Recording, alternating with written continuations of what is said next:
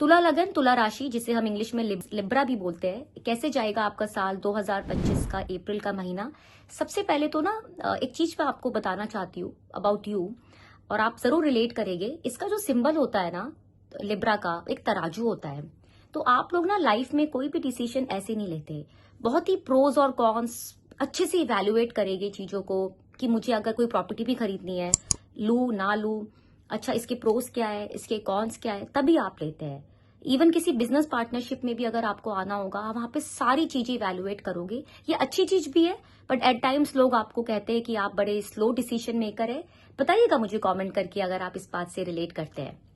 सबसे पहले बात करते हैं आपकी हेल्थ की।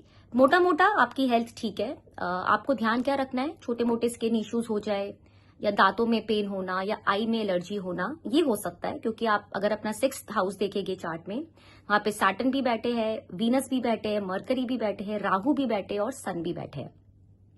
और आने वाले टाइम के अंदर जब तक आपके शनि 6th हाउस में रहने वाले हैं, आने वाले 2-2.5 साल, तो आपको अपने स्टमक का बहुत ध्यान रखना है। स्पेशली आपका जो लोअर एब्डोमेन एरिया होता है ना, ये आपका पेंक्रियाज वाला एरिया, कि आप उल्टा सीधा ना खाए, कि इन्फेक्शन हो जाए आपके पेट में, या डाइजेशन रिलेटेड आपको इश्यूज हो। और अगर आप थोड़े से मिडिल एज में, लाइक 50-55 प्लस, तो आपको अपने घुटनों का, अपने नीज का, अपने जॉइंट्स का काफी ध्यान रखना है। प्रिकॉशंस लेने अभी से आप शुरू कर दीजिए, क्योंकि शनि आपके 5th हाउस के लॉर्ड बनते हैं और वो 6th हाउस में आ रहे हैं। और शनि कारक की इन्हीं चीजों का होता है, स्टमक के होते हैं और आपके हड्डियों के होते हैं कारक, राइट। स्टूडेंट्स के लिए टाइम बहुत अच्छा है। आई वुड से make the most out of it guys. Saturn का 6th हाउस में आना, जैसे कि आप चार्ट में देख सकते हैं, ये बहुत अच्छी पोजीशन है। कंपेटिटिव एग्जाम्स की अगर आप तैयारियां कर रहे हैं, यूनिवर्सिटीज में आपको एडमिशन लेना है, बाहर जाना है आपको, फॉरेन जाना है, चाहे वो मेडिकल की लाइन हो, चाहे बैंकिंग की लाइन हो, चाहे एस्ट्रोलॉजी की लाइन हो, उन सबके लिए बहुत अच्छा टाइम है। आई थिंक आप फ्लाइंग कलर के साथ आप उन एग्जाम्स को जरूर क्लियर कर पाओगे। एक छोटी सी एडवाइस मैं दे रही हूँ। सैटर्न क्या है ना, देते जरूर है, पैसा भी देते हैं, एग्जाम्स में आपको सपोर्ट भी मिलेगी, बट होता क्या है कि एट टाइम सैटर्न के जो कैरेक्टरिस्टिक है ना, वो यही है कि चीजों को थोड़ा स्लो करते हैं, डिले करते हैं, जिससे कभी कभी फ्रस्ट्रेशन होती है। तो वहां पे आपको जरूर हिम्मत रखनी है और अपनी पेशेंस रखना है, और अपनी परसिवेरेंस आपको जरूर रखनी है, तभी आपको बहुत अच्छे रिजल्ट्स मिलेंगे। लव लाइफ की अगर मैं बात करूं, अगेन आपके 5th हाउस के जो लॉर्ड बनते हैं वो अगेन सैटर्न है, और वो राहु के साथ बैठे हैं 6th हाउस में, जैसे कि आप देख सकते हैं। रिलेशनशिप में ना सडन से कुछ मिसअंडरस्टैंडिंग्स क्रिएट हो सकती है, right. Your partner can get very ferocious और अपनी चलाने की कोशिश करे, या थर्ड पार्टी की वजह से कुछ मिसअंडरस्टैंडिंग आ जाए, या अगर आपका कोई पार्टनर है जो आपके वर्क प्लेस में ही है, आपके साथ ही काम करता है, तो हो सकता है किसी कोई आके कुछ बोल दे उल्टा सीधा। राहु क्या है ना, मिसअंडरस्टैंडिंग्स क्रिएट कराता है, कभी थर्ड पार्टी की वजह से, या कभी आपस में ही आप लोग एक दूसरे को ना समझो, अपनी अपनी चलाने की कोशिश करो। तो थोड़ा ध्यान रखिएगा अप्रैल और मई के महीने में, जब तक राहु और शनि साथ बैठे 6th हाउस में, उन चीजों के लिए आपको थोड़ा प्रिकॉशन रखना है।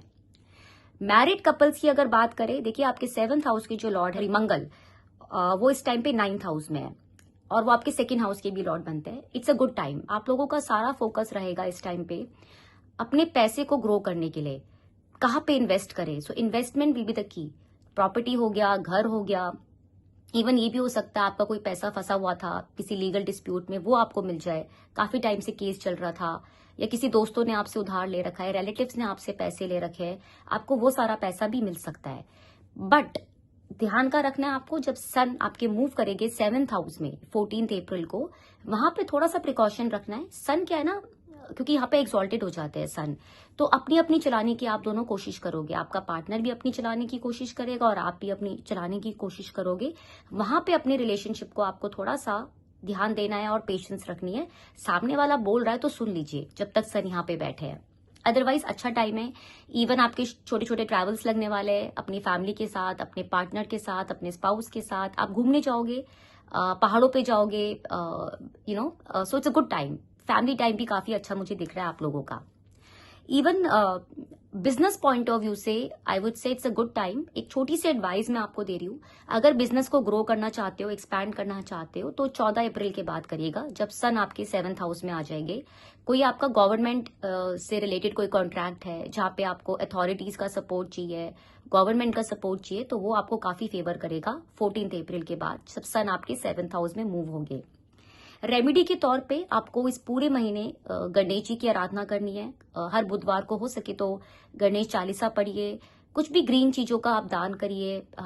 मंदिर में जाइए, चढ़ाइए गणेश जी के आगे, और हो सके तो किसी अंडर प्रिविलेज लोगों को दे दीजिए।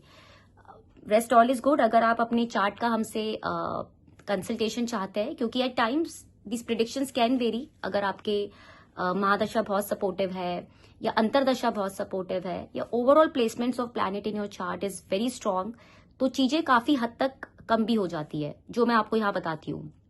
तो आप हमारे यूट्यूब के दिए गए नंबर पे हमसे डेफिनेटली कांटेक्ट कर सकते हैं। So do like and subscribe to my channel please if you like it, and thank you. Have a great day ahead.